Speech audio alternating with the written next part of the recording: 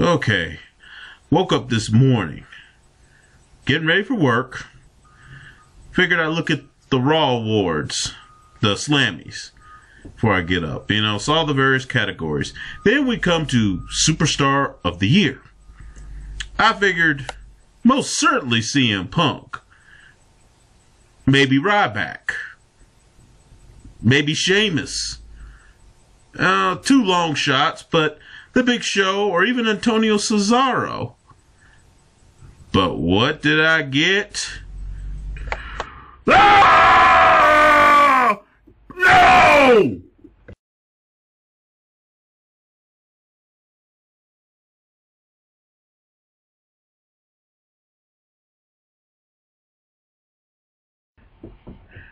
Okay. I have really tried to be nice when it comes to John Cena. I have even defended him at times. But after him winning Superstar of the Year for WWE last night in what has to be the most rigged voting, it was more rigged than a presidential election. That has to be the most rigged voting I had ever seen. And even if it's part of a storyline, it was still a bad choice. Now, don't misunderstand me. I don't hate John Cena, the human being. I don't know him. But this constant pushing of John Cena by WWE, and I don't want to hear the argument about he's a top star or he does this or does that. I don't care. At this point, enough's enough. He's the last guy that should have won 2012 Superstar of the Year for WWE. Let me put it this way. CM Punk. Love him or hate him. And you've heard me many times. I don't like the human being CM Punk. But I'll give credit where credit is due. He has had the longest WWE world title reign in recent memory.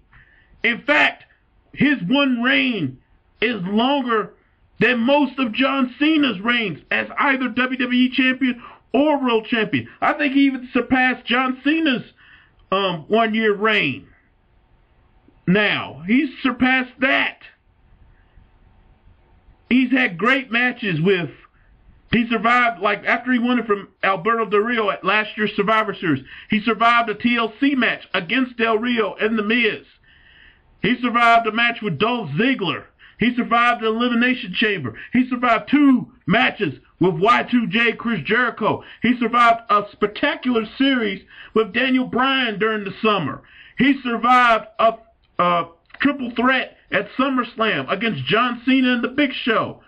He survived Night of Champions. Yes, it was a draw, but CM Punk walked out as the champ. He survived, hook or by crook, the challenge of Ryback. Not once, but twice.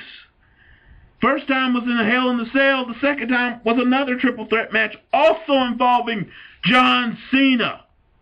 Granted, Brad Maddox got involved in the first one, low-blowing Ryback, and the second time the Shield got involved.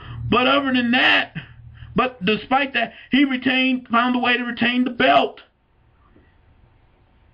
Love him or hate him, he deserves Superstar of the Year more so than John Cena. You can even make an argument for The Big Show.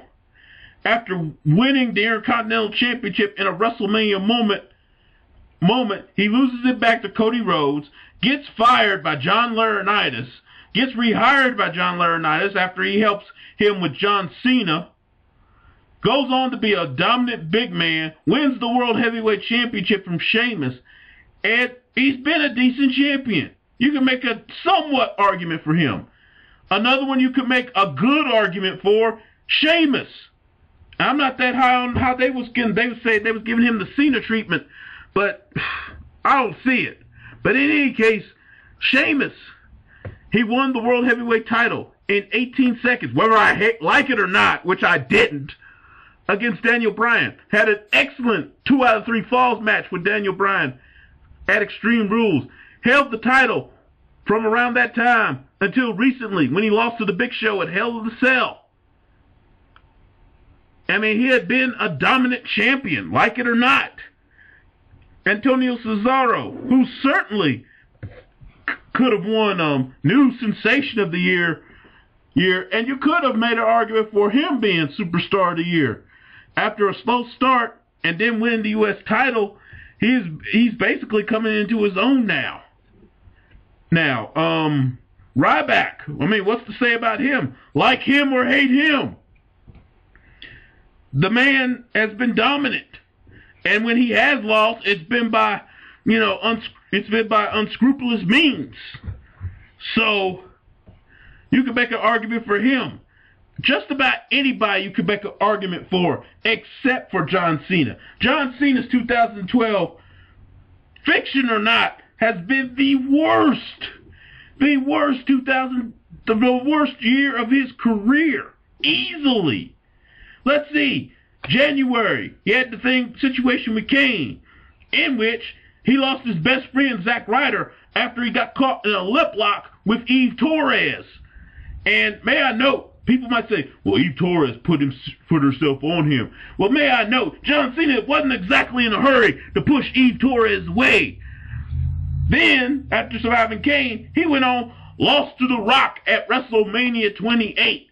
Then the next night, Brock Lesnar comes out and F5s his ass straight to hell. Then in Extreme Rules, he gets his ass handed to him by Brock Lesnar. I don't give a fuck that he, as in Brock Lesnar, lost the match. He whooped Cena's Fruity Pebbles 5-knuckle shuffle, you can't see me ass all over that ring. He beat that ass. I don't care if he did lose. Then he went on to Over the Limit, which granted it was by means of the Big Show, but he lost to John Laurinaitis. Lost to John Laurinaitis, a man that hasn't been in the ring in years. Hasn't been active in years. Lost to John Laurinaitis. Had a lackluster cage match against the Big Show, which, everybody always talks about, oh, John Cena, he only lost to such and such because of interference. Well, guess what? He couldn't beat the Big Show on his own. Even though he's done it in the past, he needed help from Kofi Kingston and several others to beat him in a cage match in which the Big Show lost by John Laurinaitis, which was lackluster. Then he somehow gets in the main event of SummerSlam against CM Punk and the Big Show for the WWE title. Well, let me backtrack. Before that, he goes on and wins a Money in the Bank ladder match at the Money in the Bank pay-per-view, which, quite frankly, he had no business being in, because what the hell John Cena needs Money in the Bank for? Everybody knows he's going to eventually get a title shot at somebody sooner or later. What the fuck he needs that briefcase for? Anyway, he cashes it in against CM Punk, loses. Granted, again, it was interference by the Big Show, but nevertheless, he lost. Then goes on to SummerSlam, where CM Punk outsmarts his dumb ass after he hits the FU. Notice, I call it the FU. I refuse to call it the AA. But anyway, when he hits the FU, CM Punk throws his punk ass out the ring, gets the 1, 2, 3 count, and retains his belt in front of John Cena. John Cena somehow gets another title match, one-on-one at Night of Champions, in which both men basically get pinned after John Cena. Apparently, he must not watch films of how to properly do a German suplex. My advice, John Cena, please bust out some tape. I know he's a murderer and shit, but please bust out the tape with Chris Benoit or somebody, so you can see how to properly do a German suplex. But anyway, he does the German for off the ropes. He pins CM Punk, but his dumb ass is too stupid to bridge up, so his own shoulders wasn't going to get pinned. Therefore, he lost the match too. CM Punk retains. Then he gets injured, loses out on his title match at Hell in the Cell, gets into a real-life backstage confrontation with Vince McMahon when Vince McMahon wanted him back for that time, but John Cena decides, no, I'm going to take such and such time off, which, Granted, I'll defend him a little bit on that. Just a little. Just a little bit, because motherfuckers got to be burnt out by blowing and going. But anyway, after that blow up with Vince McMahon, and after Hell in the Cell, he somehow gets another title match. This time against CM Punk, with the third man being Ryback. Now, he loses that after Ryback shell shocks both John Cena, then CM Punk. It only lost because the Shield interfered in it. CM Punk covers John Cena for the 1-2-3. Then somehow he gets embroiled in this affair with AJ Lee, in which he denies for weeks, but then finally decides to kiss her in front of everybody. Motherfucker, why didn't you just come out and say it? Come on! Why didn't you just come out and say it? I mean, shit, I'll admit, AJ Lee's body type and everything isn't usually my type, but she is a fine-looking woman. I mean, shit, there ain't nothing to be ashamed of, son. But anyway, he goes on from that to Money in the Bank, getting a match against Dolph Ziggler, a ladder match in which Dolph Ziggler's Money in the Bank briefcase is on the line, which was bullshit to begin with. But then he gets in the match. He's about to win. AJ's down there, cheered him on. But then AJ pushes him off the ladder. And one super kick later from Dolph Ziggler. Ziggler retains his Money in the Bank briefcase. And then, you know, on the next night, he's just like, oh, happy-go-lucky and this and that. And I'm like, you know, enough's enough. He wins the Superstar of the Year award. For what? For what? This guy has had the worst year of anybody in WWE. Anybody. Unless you're talking like Zack Ryder or somebody like that. He has had the worst year of anybody in WWE. Yet this son of a bitch still wins 2012 Superstar of the Year award. How? How? Come on, WWE. I mean, come on. That makes no damn sense. He should not win Superstar of the Year. You are still pushing him down our throats, despite the fact that depending on where he is, 50 to 70% of the crowd is still booing him. And, you know, they always cover it up by saying, oh, John Cena gets a reaction like no other. No! This is supposed to be your top babyface, and he's getting booed out of the building. They kind of use another example, kind of like what the Schleck Daddy was using. Imagine if you go to a movie theater to watch a Superman film, and you're watching Superman, but then let's say 50% or 65 to 70% of the audience wants Lex Luthor to take out Superman. That means, number one, you got shit character, and number two, you got some shit story writing going on. I mean, you may have a small segment that wants Lex Luthor to finally conquer Superman, but most, if you're staying true to the character and you're doing it right, most are going to want Superman to triumph at the end. Same thing with Batman Dark Knight. If most of the crowd was wanting the Joker or Ra's al Ghul or Bane to beat Batman, you've done something terribly wrong. Something ain't right. Or watch Dr. Octopus or the Green Goblin or the Lizard take out Spider-Man. I mean, something's wrong. Something's wrong there. I mean, can you imagine that? No. So, for them to use that excuse that, oh, he still gets a reaction, but he's not getting the reaction that you want. I mean, I miss the days when WWE would use some common sense. And I hope somebody from the old school will back me up on this. I remember when they first introduced Wayne Ferris, better known as the Honky Tonk Man, back in late 1986. They wanted to push him at first as a fan favorite. But the fans weren't going for it. In fact, most of the time he got booed. He got booed out of the building. So after a couple of months of this, they decided to just change him heel. And bam! He got over like $1 million. as a heel. Why aren't they doing this with John Cena? And police will say, well, he's their top baby face. First of all, he gets booed more than some heels in WWE. Hell, even when he was being pushed as a heel, Daniel Bryan got more cheers than John Cena sometimes. Hell, CM Punk probably gets more cheers than John Cena. And he's a full-blown heel. And compared to, as far as him being the moneymaker, oh, he sells merchandise and this and that. Yeah, he's the biggest star since Hulk Hogan. Look, everybody that's listened to my videos knows I can't stand Hulk Hogan, especially in recent years. But I will give the man his due. Don't even compare John Cena to Hulk Hogan.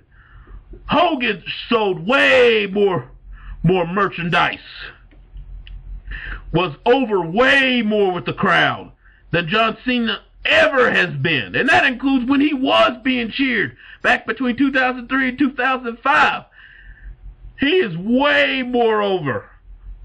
He was way more over, and still is to some degree, way more over than Cena is. The only ones even close to Hulk Hogan's stratosphere is Steve Austin, and maybe The Rock. Maybe The Rock. They are about the only ones even close to Hogan's stratosphere. John Cena he's not Rock level. Or like I heard one of the other shooters say, he's not even Ultimate Warrior level. And that's pretty bad, because Ultimate Warrior was pretty popular. I mean, it was only for a short time, but he pushed a lot of merchandise that was very over with the fans.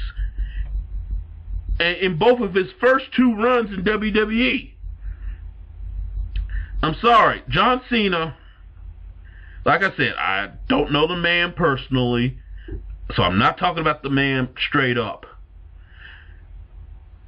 But WWE has kept him in this same boring, bland character since 2005, basically.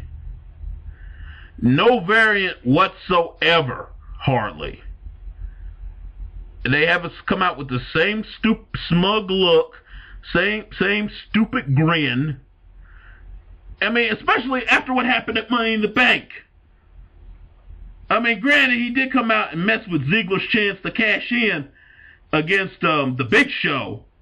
But, you know, at this point, I figured, you know, that makes him look more heelish than anything, because it looks more like sour grapes. That doesn't look like a face to me. That looks more like a heel to me. And oh God, man, I'm pretty upset about this. I mean, it's not gonna mess with my world or nothing, but still, this is Christ. I mean, and it's not really Cena's fault. It's WWE's fault. It's not really so much Cena's fault as it is WWE's, because reportedly John Cena has actually pushed on at least one occasion to turn heel because of the reaction he's getting. Vince McMahon and them won't let him do it. They wanted to keep him the way he is, which is garbage. I mean, he's your top babyface, but he's getting booed. I mean, it's getting to where Randy Orton, another example, who is more heelish than face, yet he gets more cheers than John Cena. So why are you continuing to fight the grain? Why? I mean, as the late great Owen Hart used to say, enough is enough. It is time for a change. I mean, this change has been long overdue. Or if you're not going to turn him heel, at least put some edge to him. Don't make him come out with this goofy attitude and shit. I mean, let me put it this way. If I had a chance to get Money in the Bank, to have a guaranteed contract to cash in on either the WWE champion or the world champion at any time I want, and some little skinny bitch pushed me off the ladder, I fall off the ladder, then I get super kicked to hell, and the other dude wins, I'm not going to be all smug and stuff. I'm going to be pissed. I'm going to come to that arena wanting to kick probably Dolph Ziggler's ass and maybe even AJ Lee's ass. I don't give a fuck, she's a woman anyway. I mean, because to me, once you get involved in my match, you are fair game. That would be me if I was a wrestler. Once you get involved in a match, your ass is fair game. But, no, he just comes out, same old John Cena. Never give up. Never surrender. Oh, shit, man. Man, take a piss and drink on it till you choke, Cena, man. This is such bullshit. It really is. Yeah, enough's enough of this crap, man. It's time for a change. And like I said, Superstar of the Year, after the year he's had, I don't fucking think so. The real Superstar of the Year is CM Punk, and you can make an argument for Sheamus, but not John Cena. I don't give a damn what the official word says. As far as I'm concerned, it's CM Punk. So, that's really all I got to say in this rant, man. I'm out. Play the game, bring the fucking pain.